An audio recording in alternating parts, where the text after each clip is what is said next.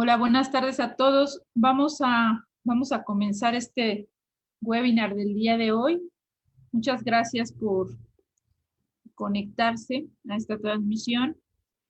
El día de hoy, el tema que vamos a abordar es el tema de autismo y factores perinatales. Quien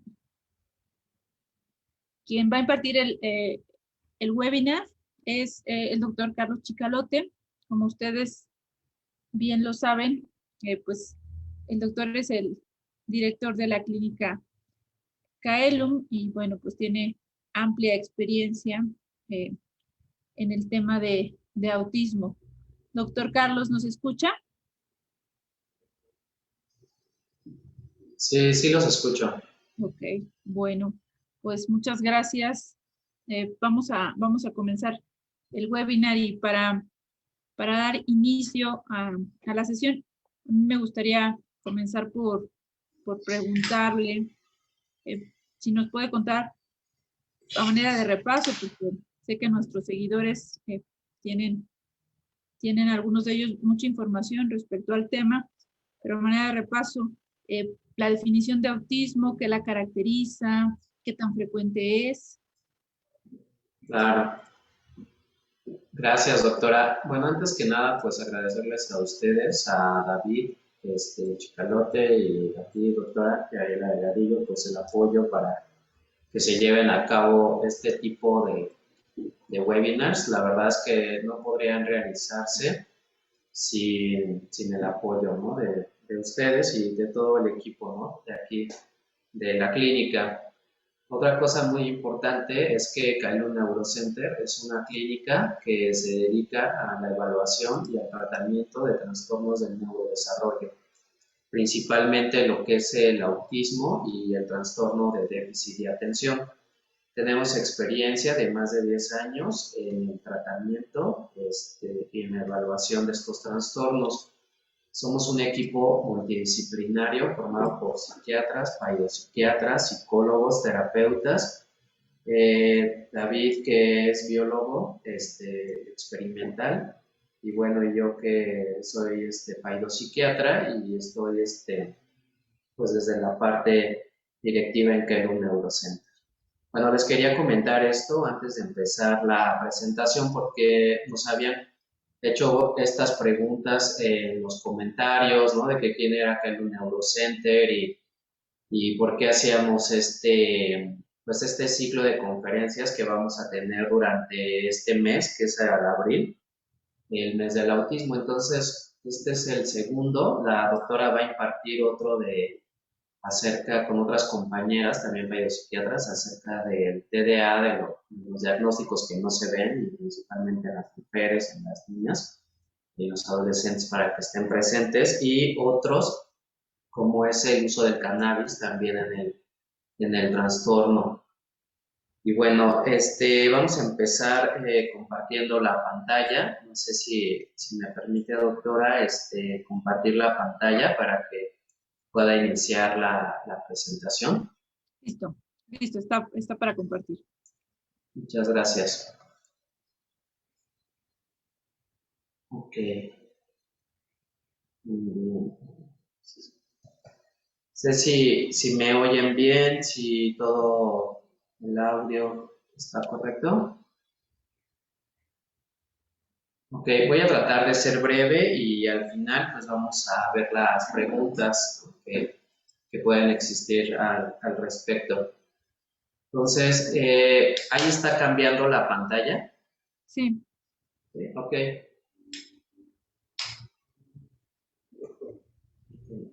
Ahí está. Muy bien.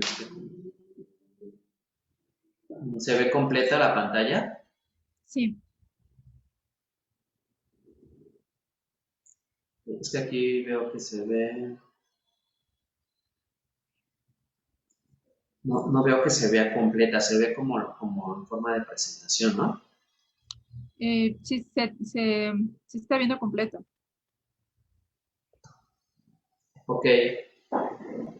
Bueno, entonces, para empezar, el trastorno del espectro autista Es un trastorno del neurodesarrollo, de los principales, empieza en los primeros años de vida y este puede durar pues toda la vida. Puede ir desde síntomas muy leves que empiezan a partir de los 2 años de edad hasta síntomas que son incapacitantes y que requieren el apoyo de las personas que están alrededor. En este caso, el apoyo se refiere al apoyo en la mayoría de las actividades, como puede ser el cuidado personal, las habilidades en casa, en la vida diaria y el cuidado de la salud. Los síntomas que caracterizan al trastorno es la alteraciones en la comunicación. En la comunicación se refiere al lenguaje y en la comunicación social principalmente, que puede ser la comunicación verbal y no verbal, así como afectación en conductas repetitivas o estereotipadas. Como bien ustedes dicen, se puede presentar en diferentes intensidades, por eso actualmente se le conoce como trastorno, ¿no? Y la manera en cómo lo vamos viendo, pues va a ir cambiando a través de la vida. En esta diapositiva ¿sí? Se muestra cómo va aumentando la prevalencia del trastorno a partir del tiempo. Aquí vemos en esta imagen de Outfit Speaks, donde, perdón, es que yo estoy viendo aquí dos pantallas y me distrae, pero ¿sí se ven dos pantallas o se ve una? Sí se ven ambas. Yo creo que es con F5. Ah, ok, es que esa era la pregunta, que si se veía completa o si se veía una. Ok, a ver, entonces,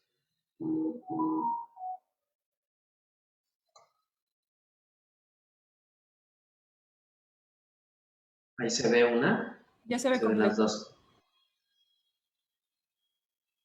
No se ve completa. Ahora ya se ve completa. Con lo que hiciste ya se ve completa. Ah, ok, muchas gracias, doctora, es que si no, no se veía completa. Muy bien, entonces lo que estamos viendo aquí en esta gráfica, les estoy mostrando cómo la prevalencia del trastorno aumenta en cada uno de los cortes o de los periodos donde se evalúa el trastorno. Tenemos que en el 2004 el trastorno se presentaba en 166 casos. Así cada 2 años, sí, básicamente que se hacía la evaluación del diagnóstico, pues íbamos viendo un incremento. Tenemos que en el reporte del 2018 teníamos uno en 59 casos. Entonces, esta gráfica se las quiero mostrar por la importancia de que se habla acerca del aumento o el incremento en el número de casos y probablemente esté asociado también, o lo han así referido algunos estudios acerca también en el incremento como en el número de cesáreas, ¿no? En el número de cesáreas también ha tenido un incremento en todo el mundo, ¿no? Y también en México. Entonces, ese es uno de los factores o de las explicaciones que se han propuesto, ¿no? Que el aumento de los factores que están asociados con la presencia del diagnóstico. Ahora, en la causa que vemos, aquí en esta imagen, este es uno que es un estudio que realiza Catherine Lord. Catherine Lord es una de las estudiosas del autismo y tiene muchos estudios al respecto. Pues nos está diciendo cuáles son los factores que están asociados al riesgo en el año 2020, ¿no? Porque desde hace más de una década pues se han hecho ciertos estudios donde hay diferentes factores, pero en esta gráfica realmente ella nos deja ver cómo los factores genéticos, que es por ejemplo el tener un hermano mayor con autismo, aumenta la asociación al riesgo hasta en el más de 16 veces en comparación con las personas que no tienen un hermano con el espectro autista, ¿no? Y esto nos está hablando del factor genético. Y estos son factores que son comprobables. Aquí, por ejemplo, estamos viendo la hipoxia neonatal con un factor de más de 8, como un 10, en un riesgo relativo de 10, el cual nos dice que es como uno de los segundos factores más importantes asociados al riesgo del padecimiento. Entonces tenemos aquí algunos otros, como es la diabetes gestacional, que aumenta casi en 2, ¿no? El riesgo relativo. Se habla, por ejemplo, también del valproato durante el embarazo, pues si vemos aquí el riesgo es mínimo, o al menos es casi menor del 2. Y, por ejemplo, el tener un periodo entre un embarazo y otro menor de 12 meses también está asociado con el riesgo de autismo, con un riesgo aproximadamente del 3.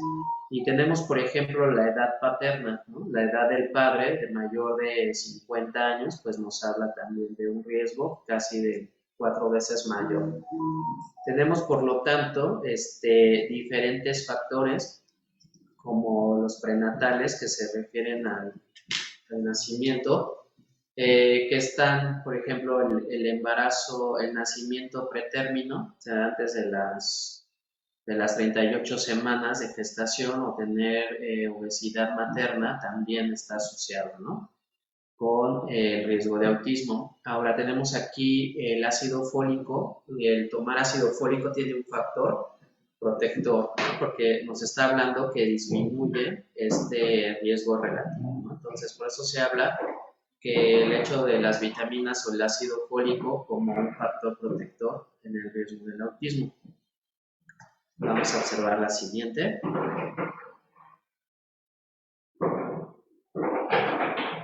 Ok.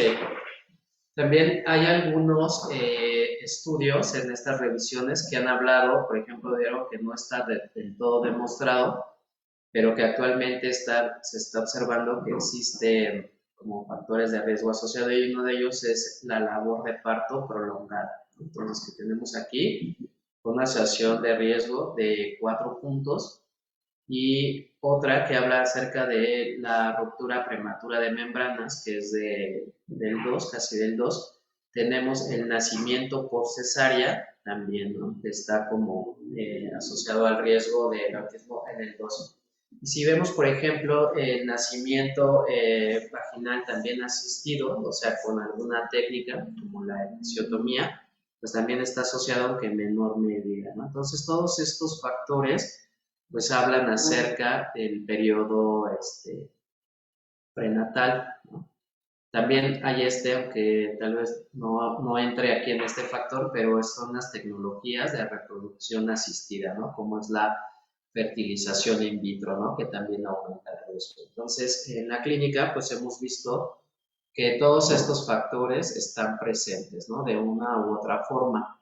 Sin embargo, antes de terminar con estos factores asociados a los factores perinatales de riesgo, quiero resaltar que estos factores no son causales, sino más bien son desencadenantes en la parte del diagnóstico del autismo. O sea, quiere decir que el hecho de tener estos factores por sí solo no están asociados o relacionados con el autismo directamente, y esto lo hacen muy enfático, ¿no? Pero obviamente la parte genética, como les había comentado, en las revisiones que se han hecho en más de 20 años de investigación del autismo, pues se ha visto que existe la parte de la herencia o de la genética con un porcentaje hasta del 92%, cuando hablamos de gemelos monocigóticos, y en hermanos de tipo cigóticos de más del 20% y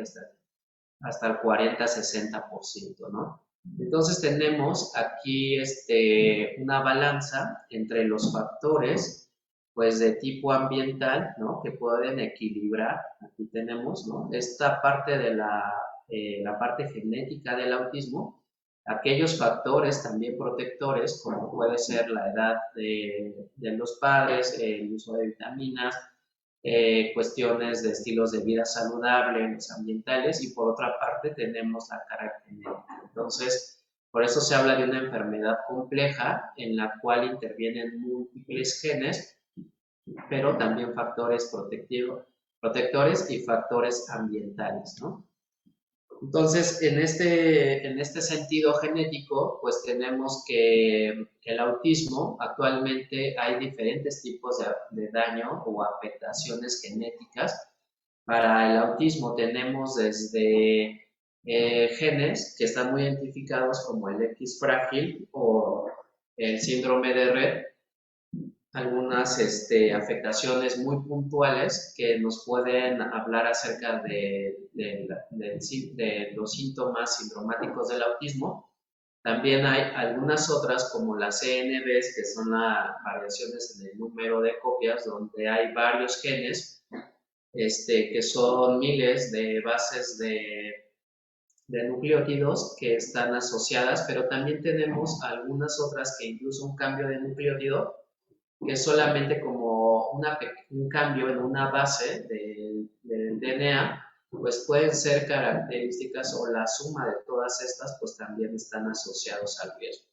Entonces, lo que tenemos es que hay afectaciones en el autismo, en el genoma, que pueden estar completas y que estas pueden ser de diferentes tamaños, o sea, pueden ser desde de lesiones, pueden ser, por ejemplo, en la trisomía 21, síndrome de Down, pues vemos que también es mayor la prevalencia del autismo en comparación de las personas que no tienen síndrome de Down. Pero generalmente vemos que el genoma de los padres, al combinarse, ¿no?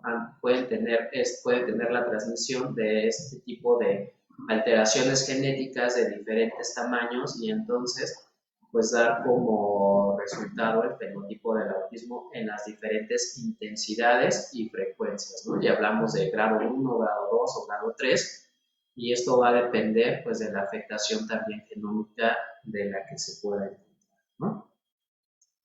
Entonces, vamos viendo que estas causas genéticas del autismo, como ya vemos, se están estudiando actualmente y se están estudiando en diferentes poblaciones, pues también tenemos que se combinan con los factores ambientales. Dentro de los factores ambientales, pues como comentamos, está el embarazo, la alimentación de la madre, el estrés, el sueño, ¿no? El uso de, o no de medicamentos, la contaminación ambiental, la edad, ¿no? El número de hijo también en el que se nace, todos estos factores se van a conjuntar para dar precisamente pues, el riesgo asociado al autismo, ¿no?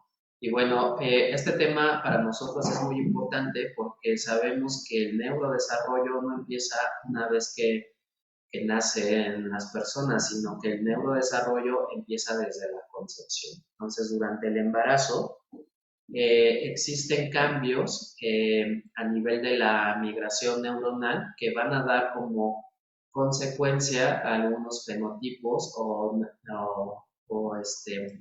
neurodivergencias que se pueden estar dados por esta información que los genes y el ambiente y estos factores protectores interactúan entre sí, pero que van a estar presentes desde la concepción.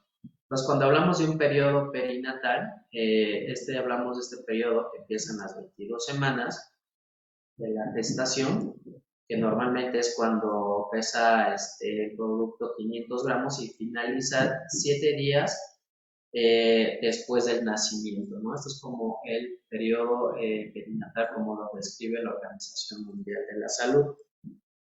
Entonces, lo que estamos viendo aquí es cómo estos factores genéticos y ambientales funcionan como switch de apagado o de encendido de los diferentes riesgos en estas semanas tan sensibles que pues pueden estar afectando también la sintomatología, incluso no en el nacimiento, sino a partir de los 2 años de edad, que es cuando generalmente empieza a presentarse el diagnóstico.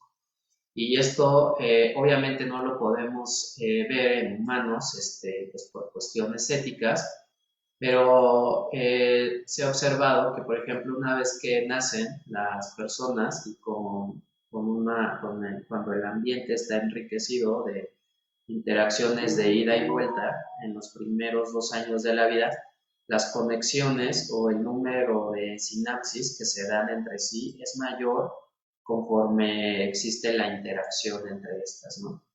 Lo que tenemos bien estudiado es que algunos factores que causan hipoxia pues están asociados con mecanismos celulares o moleculares que tienen que ver con el daño tisular y esta afectación pues probablemente también está influenciando esta sinapsis o la manera en cómo estos genes que hablamos de riesgo se pueden prender o apagar, ¿no?, en las personas.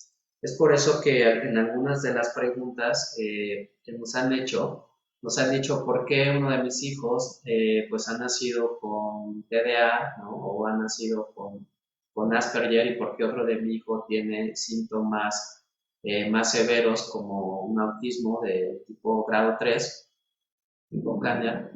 Pues es precisamente porque a lo mejor los factores ambientales también fueron diferentes, ¿no? O sea, fueron la parte de la edad de los padres, los factores perinatales, ¿no? Y la combinación de ambos, pues puede hacer diferentes fenotipos. Entonces, lo que tenemos actualmente es que me voy a centrar un poco más en las revisiones que existen acerca de los factores perinatales, en los cuales se ha visto que existe un factor asociado al nacimiento.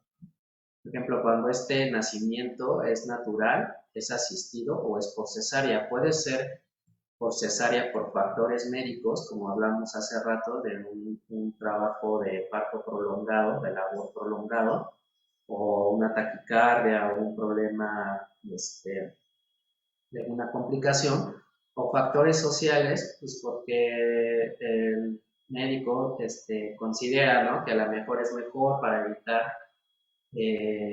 no sé, o sea, a lo mejor alguna fiesta, alguna festividad o algo así, o por elección de las madres, o que realmente no existe una indicación médica de que se deba de hacer la cesárea, ¿no?, sino que la cesárea se realiza más bien con fines sociales y no con fines médicos. Entonces, en esta revisión que les voy a mostrar, pues vamos a ver cómo estos genes, con los factores que ya mencionamos en el parto, pues nos pueden estar asociados con el incremento del riesgo de autismo, ¿no? Entonces, aquí les estoy mostrando una gráfica del número de cesáreas que se hacen, ¿no? Generalmente tenemos aquí a México con un 40.7%. Si ven, por ejemplo, algunos países, pues está en el 32%, los Estados Unidos, en los países de mayores ingresos, pues generalmente existe menor porcentaje de cesáreas, ¿no? En general, con algunos países que tienen factores socioeconómicos que están como en transición, donde existe un mayor porcentaje de cesáreas. Entonces, bueno, aquí ya hablamos de los factores de la cesárea, los factores médicos, y lo que se ha visto que las personas que nacen por cesárea tienen alteraciones en el olfato, en el gusto, en el tacto y en la vista, ¿no? Y se ha visto también el hecho de nacer por vía vaginal refuerza el vínculo, ya que se ha visto que la parte del olfato, cuando nacen por vía vaginal, eso refuerza el vínculo y esto se ha visto como en los bebés, ¿no? Donde días después o meses después se les muestra alguna ropa de la mamá o algún olor familiar a la mamá. En los niños que tienen las contracciones uterinas, o sea, que nacen por la vía vaginal, muestran preferencia por la madre en comparación de aquellos niños que nacen por cesárea, que no muestran esta atracción por los olores familiares de la madre. Entonces, bueno, esta es como alguna hipótesis, ¿no?, que tiene que ver de por qué la cesárea afecta la interacción social, ¿no? Y bueno, hay otros estudios donde reportan que a los niños que nacen por vía vaginal, natural, les gusta que los toquen o que los abracen, y aquellos con cesárea, pues que no les gustan que los toquen. Y en la relación de la percepción visoespacial también se han visto algunas diferencias, ¿no?, al respecto. En la parte de la integración social también, ¿no?, el aprendizaje de la adaptación tiene que ver con la parte social, ¿no? Incluso en modelos animales se ha visto que también hay una reducción en ciertas áreas que tienen que ver con la socialización y con la parte de cuidado, de la parte de la empatía, que tiene que ver que esta es mayor en aquellos especímenes, en aquellas ratas en las cuales nacieron también por vía natural en comparación con la cesárea.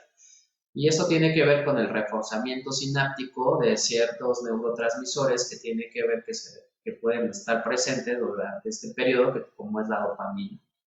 Entonces se habla que este tipo de nacimiento pues, puede estar asociado también con algunas manifestaciones que tienen que ver con el déficit de atención y el autismo, que al final de cuentas están asociadas con la dopamina, que tiene que ver con la regulación de la atención y la ejecución de las tareas, ¿no? Y bueno, aquí hay algunos estudios que nos hablan acerca también, algunos metaanálisis, que son la recolección de varios estudios para ver si existe o no una asociación al riesgo entre diferentes estudios, y pues se ha corroborado en comparación que existe una pequeña diferencia en cuanto al porcentaje. Por ejemplo, aquí vemos de los que nacen por la vía vaginal en comparación de aquellos que nacen por cesárea, y si nacen por cesárea de urgencia, o sea, de emergencia, o aquella que no es planeada, ¿no? Y lo que estamos viendo aquí, el dato que más llama la atención, pues es en aquellas madres que tienen pues una edad de entre 35 y 39 años, que aumenta el diagnóstico cuando es una cesárea que es planeada. Aquí lo vemos con 19, en comparación de aquellas madres que nacen por vía vaginal a la misma edad, ¿no? Entonces, aunque estos datos no los podemos tomar así de una forma categórica, pero pues sí tendríamos que evaluar como el riesgo en cada persona, ¿no? Dependiendo de cada situación. Y bueno, aquí comentarles que esta interacción entre los genes es muy compleja, y esta complejidad, como les explicaba, es de diferentes tamaños, de diferentes afectaciones genómicas. Al final de cuentas va a dar diferentes mecanismos para la señalización de la sinapsis en los diferentes circuitos, que es una de las teorías que se habla en el autismo, cómo el autismo puede dar diferente tipo, que es neurodivergente, o sea, diferentes tipos de sinapsis. Y comentarles que obviamente, aunque tengamos un diagnóstico de autismo dentro de los primeros 3 años de edad, el cerebro, en esta plasticidad que se tiene, pues hay reportes en los cuales 3 años después pues cambia, ¿no? Algunos incluso pues llegan a estar sin los diagnósticos, sin incumplir los criterios para el diagnóstico, ¿no? Después de 3 años con intervenciones. U otros, los síntomas son inespecíficos y algunos se mantienen, ¿no? Entonces, con esto les quiero comentar que el neurodesarrollo en los primeros años es muy importante, y obviamente estos factores perinatales pues son muy importantes, ¿no? También para el factor asociado al riesgo del autismo. Bueno, pues muchas gracias. Voy a dejar de compartir mi pantalla para continuar con la doctora Yariela y ver los comentarios. Gracias, doctora. No, gracias a ti. Sin duda, toda la información que nos compartes es de suma importancia y se ve reflejado en las preguntas que leemos en el chat. A mí me gustaría comentarte algo. Mencionabas que el neurodesarrollo inicia desde la concepción. La semana pasada yo escuchaba al doctor Benavides decir que el neurodesarrollo empieza incluso antes de la concepción. Y esto me hizo mucho sentido con lo que tú me estás diciendo, bueno, con lo que tú nos estás diciendo de, pues, que la edad de la mamá, bueno, la edad de los padres, los factores ambientales a los que está expuesta tanto madre como padre influyen en un desarrollo subsecuente. Cuando nos comentas la importancia del neurodesarrollo y estos periodos críticos, uno de ellos, pues desde el embarazo y después el nacimiento, la intención de estas pláticas es sensibilizar respecto a la importancia de los cuidados perinatales y cómo impacta posteriormente en el neurodesarrollo. Te voy a leer algunas de las preguntas Sí, gracias. Pero no sé tú qué piensas de este comentario que te hago, de pues, que el Claro. desarrollo empieza antes de la concepción.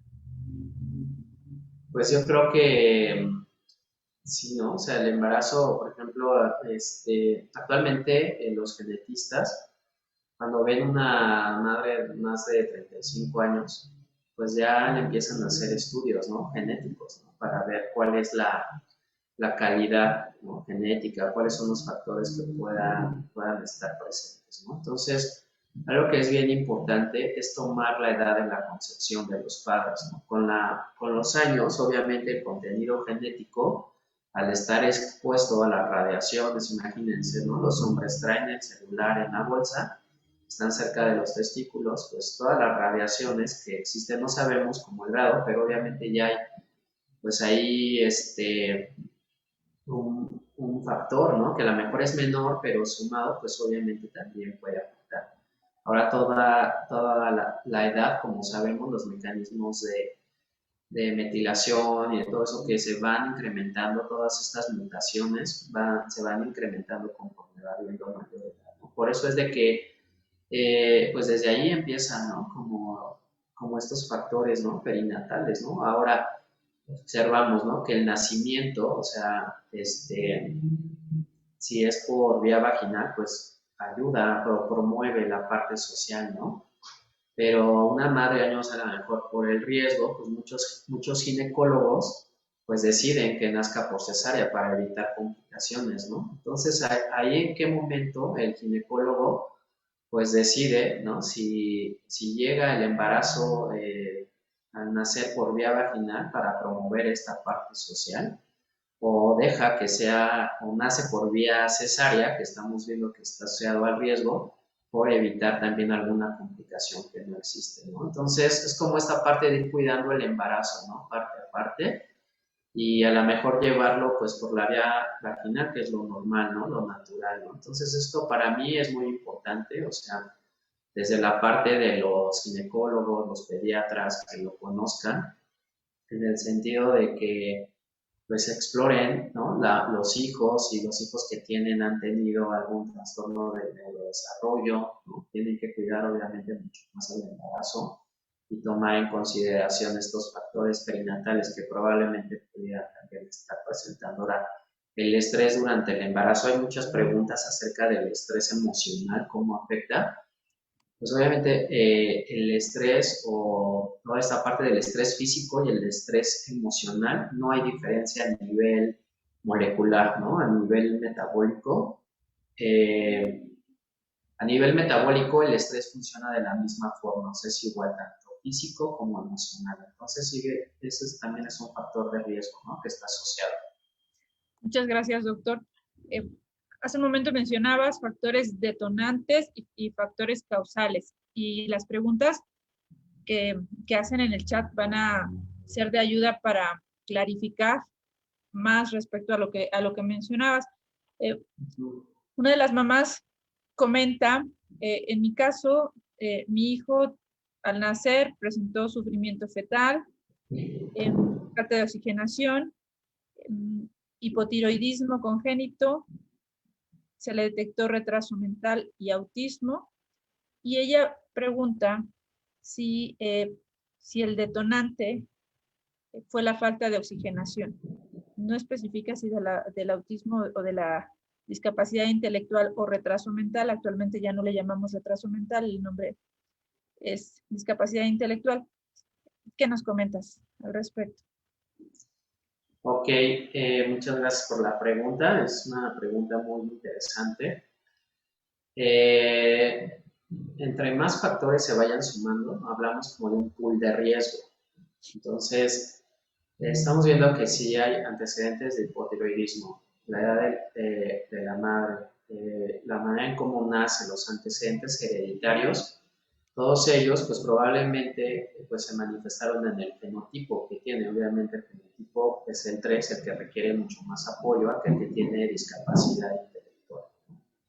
Entonces, por eso es que es bien importante conocer cuál es el perfil de cada una de las personas en este riesgo. O sea, no podemos generalizar para decir que a todos les va a afectar igual de la misma forma el riesgo, porque va a depender de todos estos factores, ¿no?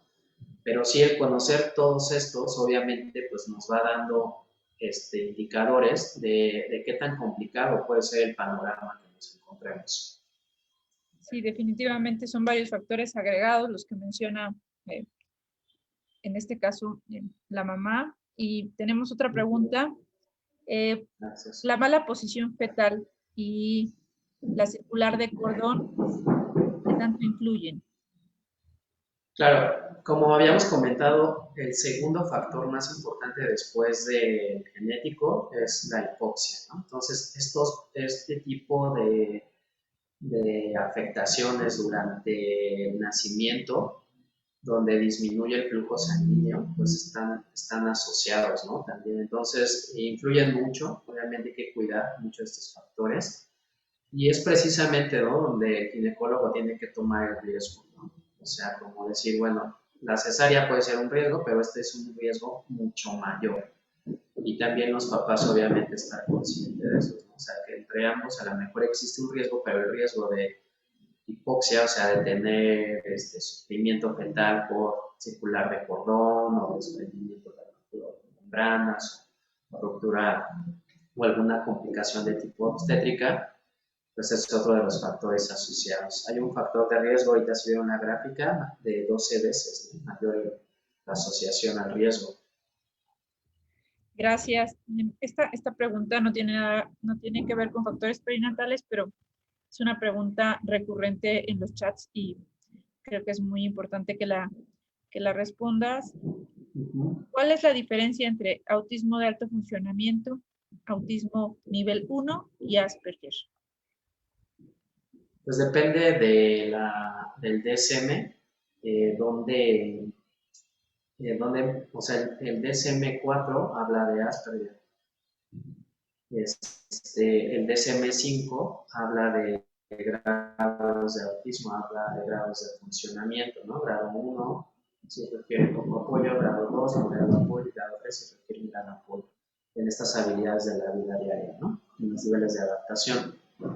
Entonces va a depender desde donde se vea. Al final de cuentas, el autismo de alto funcionamiento pues se refiere como al autismo, en otras nomenclaturas, al autismo de tipo Asperger, donde no está afectada la parte cognitiva, o sea, no hay una discapacidad intelectual, el intelecto está normal, no hay alteración del lenguaje, a lo mejor en los primeros años, sí de un lenguaje de tipo pragmático social en la vida, a partir de la vida de la vida infantil, de la infancia, perdón, en la adolescencia, pero no va a estar, va a depender de la parte cognitiva, o sea, el rendimiento intelectual.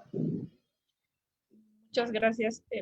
DSM, recuerden, es la manera en la que psiquiatras hacemos los diagnósticos a través de los síntomas que se establecen en el manual diagnóstico y estadístico.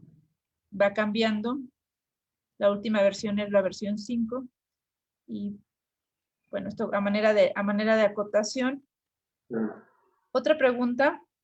Mi hijo fue prematuro, nació a las 32 semanas por preeclampsia, no ameritó vacunas para madurar sus pulmones a los 5 meses de embarazo, presentó una infección, una IBU, infección de vías urinarias, la mamá, y la inquietud es, el papá tiene familia con autismo. La pregunta bueno, la inquietud no me queda clara, pero supongo que la mamá quiere saber el riesgo de que el niño también presente autismo o curse con autismo. Claro, pues pues sí, con todo esto que acabamos de ver, obviamente estos factores perineitales aumentan el riesgo. Sin embargo, pues habría que ver también la genética también de la mamá. Recuerden que el 50% de la transmisión genética es por parte del padre y el 50% de la madre, ¿no? Entonces, crossover o en este intercambio de información entre ellos, pues probablemente, como es azaroso, puede ser que vengan o no estos genes asociados al riesgo o estas variantes asociadas al riesgo, puede ser que no presente mayor complicación, pero pues desde la parte genética ahí existe un riesgo, ¿no? Al menos en alguno de los padres. Las inquietudes principales que leo por parte de las mamás nos describen factores de riesgo y quieren conocer respecto a la posibilidad de presentar autismo en el caso de mamá con 35 años de edad e hipotiroidismo.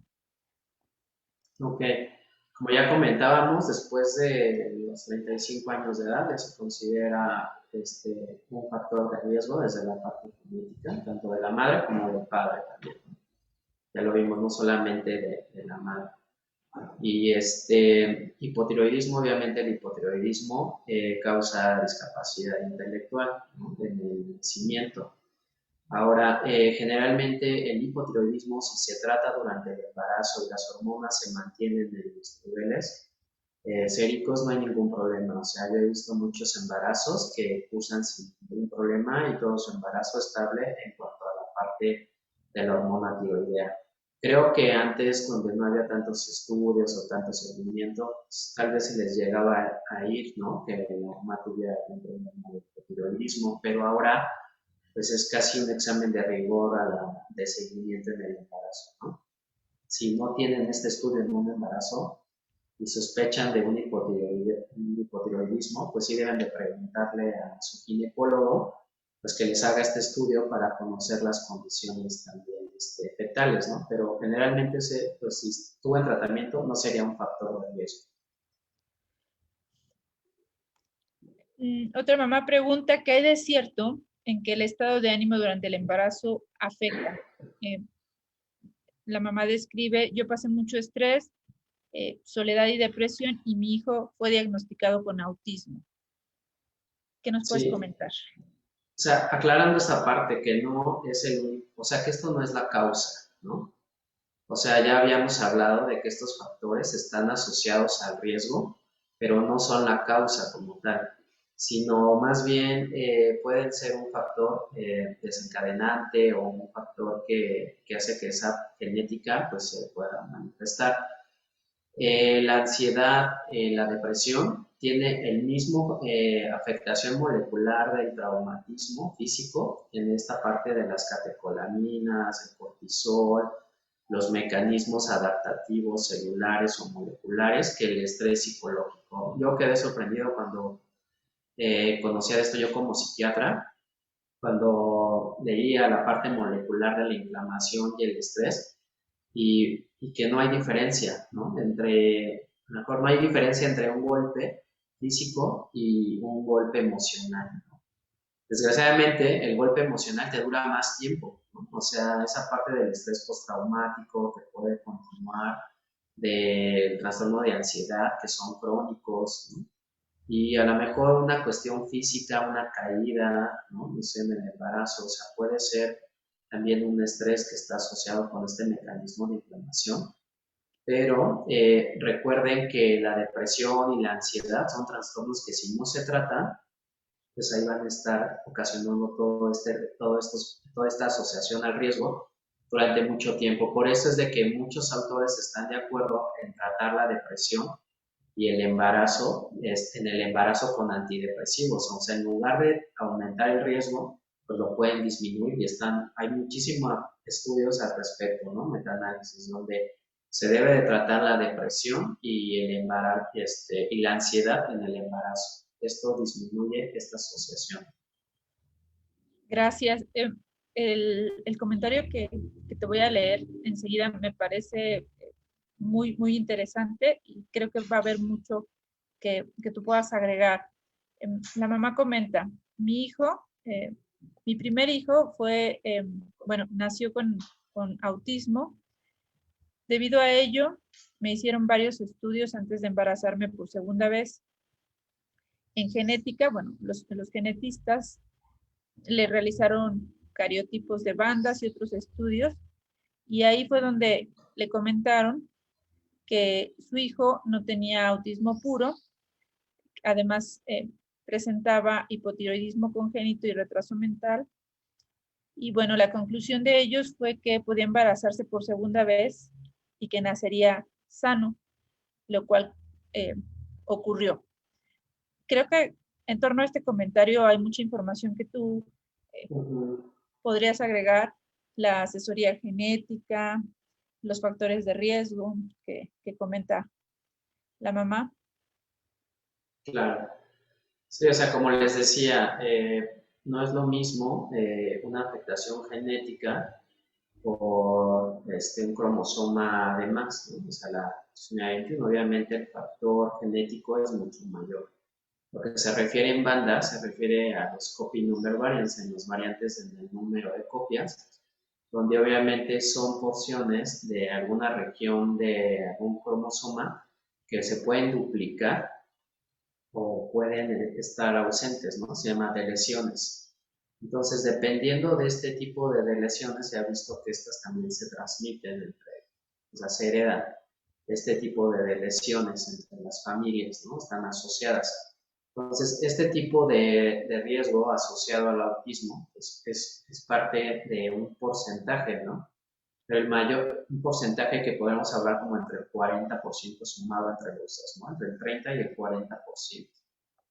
Digo, esto es muy variable, ¿no? Pero puede ser, por ejemplo, bueno, lo que quiero llegar al punto es de que el mayor porcentaje de asociación de genético del autismo son asociaciones de pequeño tamaño, ¿no? O sea, que son de nucleótidos de cambios de una base en el DNA y que se encuentra en 100 genes o en más de, o en diferentes regiones o porciones, ¿no? Entonces hablamos de múltiples asociaciones de pequeñísimo riesgo, pero juntas podrían estar asociadas a un riesgo moderado o a un riesgo mayor. Entonces, todavía nos falta mucho por conocer, digamos, porque estos estudios son en poblaciones, se han hecho en poblaciones europeas o en asiáticas, pero en poblaciones como la mexicana, que es una población que es una mezcla de diferentes tipos de ancestrías, generalmente estas deleciones o estas duplicaciones, como les acabo de mencionar, son diferentes entre las diferentes poblaciones, se han estudiado, ¿no? Entonces, cada población incluso necesita tener estos factores genéticos de asociación al riesgo de autismo. Aquí en México estamos trabajando en eso, sin estar con el laboratorio del doctor Meraz, y nos dedicamos precisamente a esa parte, ¿no? A estudiar la asociación del riesgo genético del autismo en la población mexicana.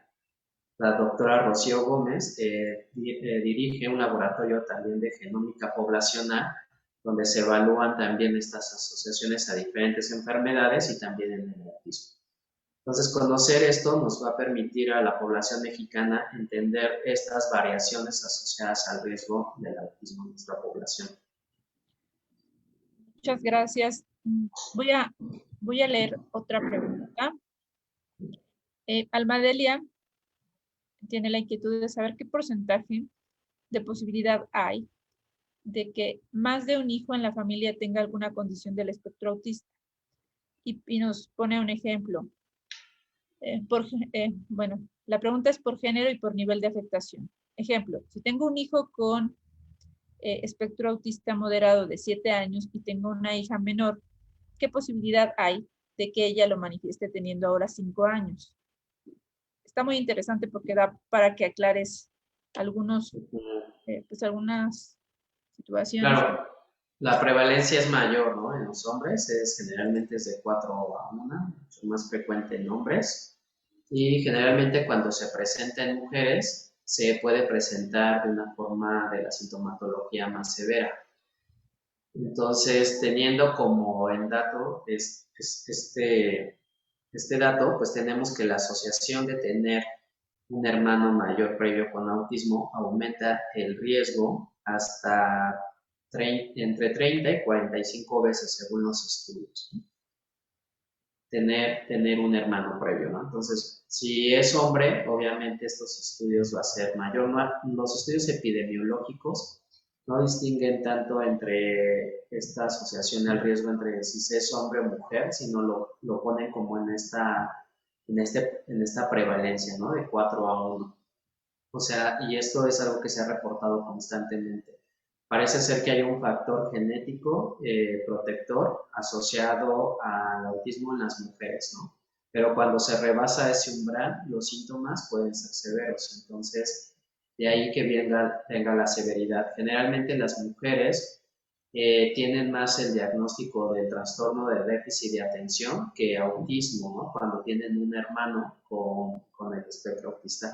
Y se ha visto que muchos genes, o mucha asociación de estas variantes entre estos dos padecimientos, pues vienen juntas y tiene que ver con esto, ¿no? Como que dependiendo de qué genes, pero sí hay una asociación entre ambos diagnósticos, ¿no? De los mismos genes y con las mismas variables asociadas al riesgo.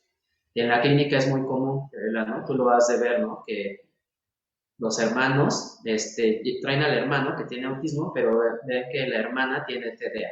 Eso es como lo común que vemos aquí en la clínica, ¿no? De mis pacientes que tienen autismo son hombres y las niñas tienen TDA. Sí, sí, sí, eso es algo que los números se corroboran con lo que observamos en consulta. Ya tenemos poquito tiempo y todavía hay algunas preguntas.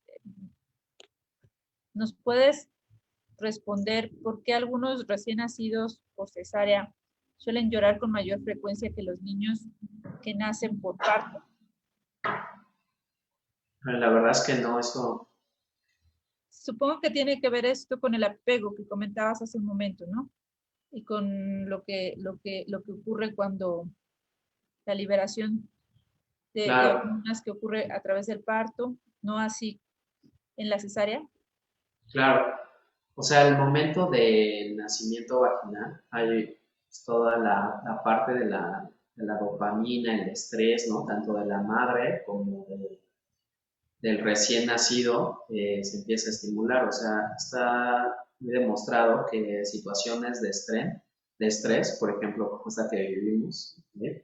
Tienden a ser más humanos, o sea, a ser más cálidos, a ser más fraternos, ¿no? Las situaciones difíciles nos unen y tiene que ver con esta carga de estrés, ¿no? De la dopamina, del cortisol que se secreta. Entonces, cuando el recién nacido nace por vía vaginal y la mamá, pues también obviamente tiene toda esta liberación de hormonas, pues obviamente después de eso entra este vínculo, ¿no? A lo mejor en el nacimiento por cesárea, pues nace de una forma súbita, llora por este cambio tan brusco en las presiones atmosféricas que también existe. Obviamente no es la forma natural, solamente es nacer súbitamente y pues es algo mucho más abrupto, ¿no? Más grosero. Entonces, pues yo creo que por ahí, ¿no? Vendría con más explicación, aunque, bueno, la fisiología como tal estaría interesante, ¿no? Como revisarla. Doctor, pues muchas gracias. Este tema es central describirlo y hacerlo llegar a la población. Mencioné yo hace un momento, una de las inquietudes en CAELUM es sensibilizar y hacerles pues llegar todos estos datos que pues el conocimiento si no se transmite no es útil y es parte de nuestra tarea. ¿Algún comentario final? Pues que no se pierdan los siguientes webinars. Vamos a tener otro cada lunes en este mes de la concientización del autismo. Temas muy interesantes, el tratamiento con cannabis. Yo creo que ese va a ser como uno de los que generan más controversia. Pero también esto que comentas, ¿no? De visibilizar, ¿no? También la mujer. ¿No? La mujer está siendo más visibilizada en los trastornos del neurodesarrollo. Generalmente los diagnósticos se hablan acerca de que están más enfocados en la infancia para los niños, pero también las niñas socialmente, culturalmente, no han sido vistas, ¿no? Entonces, este tema es muy interesante. Me parece que es la próxima semana, No, es el la viernes. siguiente semana tenemos un super tema, es todos son súper temas, nos esforzamos por Ajá. temas de gran interés, pero el de la siguiente semana continuamos desmitificando y vamos a hablar de mitos y realidades de la alimentación en torno al espectro autista. Por favor, no se lo pierdan. Está súper bueno. Los esperamos. Muchas gracias nuevamente a todos por seguirnos semana a semana. Compártanlo si creen que pueda Denle, ser denle de like interés. también, ¿no? Denle like, tenemos más seguidores y ir fomentando todo esto, ¿no? El conocimiento. Gracias. Los esperamos la siguiente semana. Gracias, doctor. Muchas gracias, doctora Yaira. Muchas gracias a David, que está ahí atrás, coordinando todas las preguntas y todo. David, muchas gracias y no se pierda las próximas entrevistas. Les agradecemos a todo el público de Caino. Hasta luego. Hasta Bye. luego. Gracias. Bye, bye.